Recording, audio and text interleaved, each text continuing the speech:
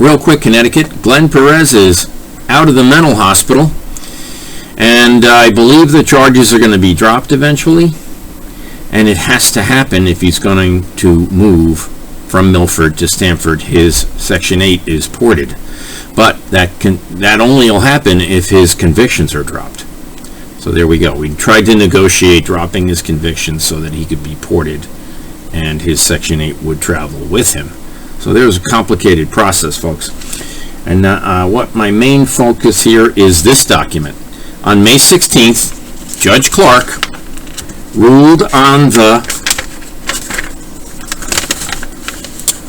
the election fraud case in Connecticut, granting sovereign immunity to Mark Kohler for committing thousands of felonies, like 50,000 felonies, plus that only includes, that's one race. He falsified 12 races. Every single town clerk broke the law all over the place. Every single registrar of voters in Connecticut broke the law, and they gave them sovereign immunity, folks. So, what's the importance?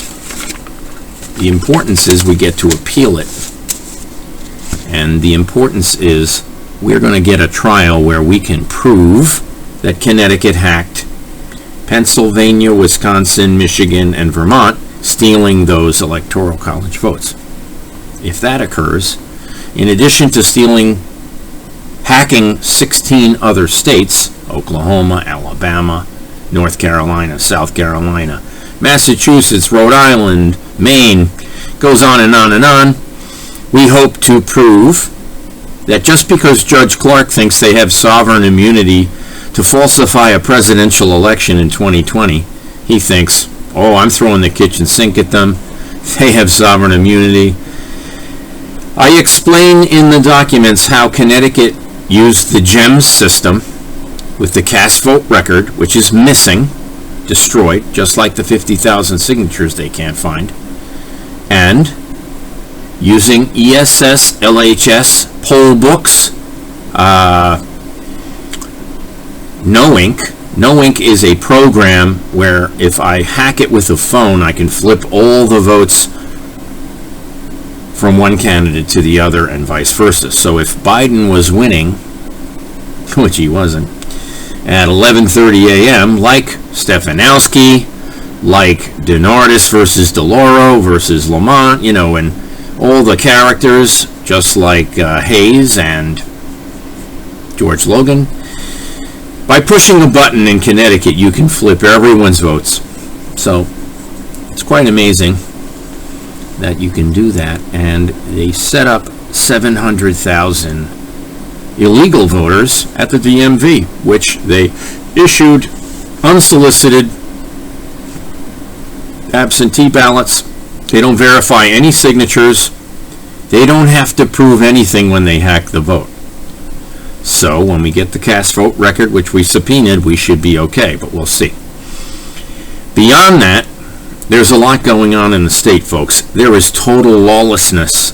Today we filed criminal charges against Judge White. And let me tell you, people are coming out of the woodwork saying they knew Dr. Ahuja bribed Judge White, and that's why Michael Ahuja, who threatened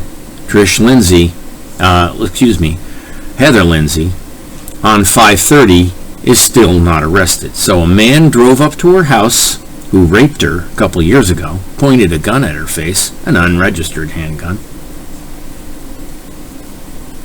in a non-registered car, and drove away. And the cops have done nothing for 30 days because this is the brother who was indicted, found with $18 million in the trunk of his car, bribing police officers from Connecticut to Texas. It's in the Ahuja federal case. So after Dr. Ahuja, his brother, got caught issuing drugs to children that were overdosing, and he killed his own wife and his own son, well then, Dr. Ahuja had his license taken away to issue Oxy, and he got caught dispensing oxy with no license, and the judge let him go with a $10,000 fine. Meanwhile, they have a plane flying drugs in from other countries.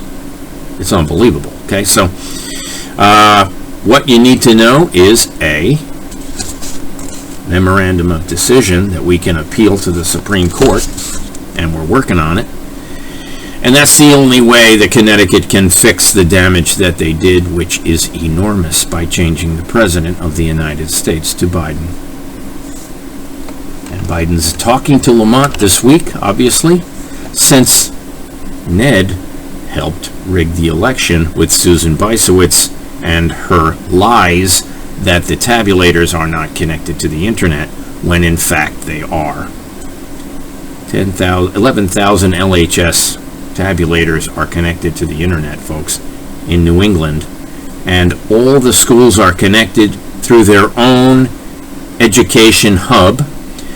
Yukon is on the GEM system, along with 3 other cities that are centralized hubs which interact with poll books and all these other hacking softwares to change the votes. So that's where we're at. Here's the decision. Thank God we got it, because we can't wait any longer. And if we can't prove what they did, Judge Clark committed treason today on May 16th. This is treason, folks. To rule in the favor of the Secretary of State, who resigned, and Ted Bromley fired Ada Carini, no longer at her phone number. The lawyer himself never answered. Holtzman's not who doesn't work for Tong anymore. He's not there. So, special counsel? Really? When you look at the evidence, the signatures I obtained, I gave to the Secretary of State, and they never forwarded them to the clerks for signature, which violates Rule 7's WW, Lamont Executive Order. So what I'm saying is, this is fraud. Connecticut is the head of the snake. We've got to take it down, folks. This is the way to fix the country, because no Republican can run in the state of Connecticut. It's rigged. Tell Ben Proto, yeah, it's rigged. And guess what? Not a single Republican town clerk or registrar validated my signatures properly. Not one. 1 or 2 did a half-assed job, but the rest, no job at all. If you talk to Kate Wall, she never received her signatures to be validated. So Connecticut is a non-verification state. That means that they don't verify the absentee signatures.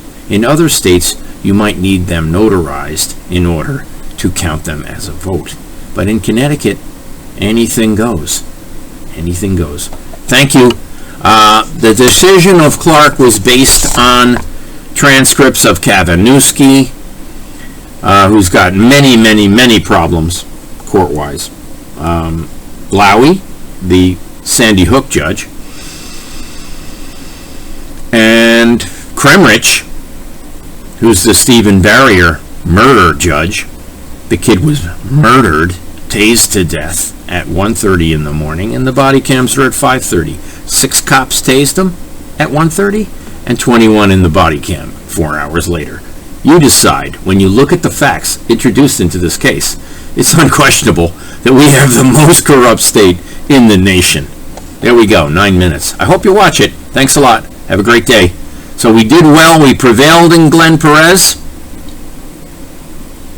False arrest. False statements. Grabbed him, medicated him, tied him to a chair, injected him. He's got all kinds of food allergies. Of course he freaked out. Of course he freaked out. He has to have a gluten-free diet, and you're injecting him with crap that he has no idea what the hell it is? No. Tying a guy to a chair and injecting him is basically kidnapping. I don't know. So we're lucky to walk away from the Glen Perez case. We have bigger fish to fry. Yeah. And we did file criminal charges against Judge White today because of the ex parte communications of Randolph and Tamaccio. And Tamaccio has his own swindle problem. He just stole 145 grand. Okay, we'll see him in court July 14th, the most important day in Connecticut's history from a court standpoint. There are two cases that are absolutely astronomical. July 14th, if you can make it to the court, you must come to court to be a witness so that you can file an affidavit and help me end these problems. These problems are severe. I'm running for U.S. Senate versus Chris Murphy. I filed. And guess who filed a false warrant for my arrest? Truglia. Ex-Democratic Senate Majority Leader. His son. Tell me it's not political. Okay, because I don't know Truglia, and Truglia doesn't know me. And up till now, we thought it was Judge White. That's what the state police told me. That's what the public defender understood. That's what the prosecutor told me. That's what everybody understands. So, we'll see what happens. Have a great day.